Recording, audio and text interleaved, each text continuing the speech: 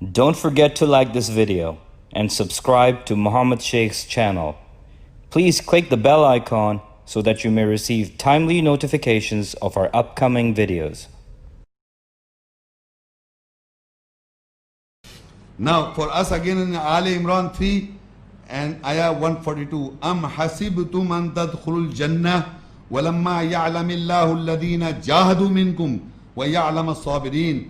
Or do you calculate that you will enter garden, and whereas Allah knows jahadu, those who strive amongst you, and He knows who have patience. Now in this ayat Allah says, I told you that what is the Muslim aim is in life is to enter garden on the day of judgment. That's the purpose. Peace in the world, good pleasures of Allah, and garden on the day of judgment. So Allah says, Am hasibtum an tadkhulul jannah? Do you think that you will enter garden? Where Allah knows who are doing jihad from amongst you. He knows who are doing jihad or striving, struggling in this world from amongst you.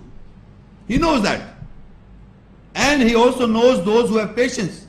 Because once you do jihad or you strive in His way, you will have many problems and difficulties from the people and otherwise as such. So what you have to have patience. The ayah says, Allah knows those who are doing jihad or strive amongst you, and He knows who have patience. So remember this, we should not conject that we will enter into garden. The lecture topic is that we have to do jihad or strive. And I've told you how we are learning and how we have to do this strive or struggle in the eyes of Allah, following the do's and the don'ts. Now if a person is not doing or is thinking that he will enter into garden, so Allah is telling us very clearly, do you calculate, in your calculation you have made such that you will enter garden? Allah knows who are doing jihad, who are doing striving. He knows who are striving from amongst you, and He also knows that who are having patience.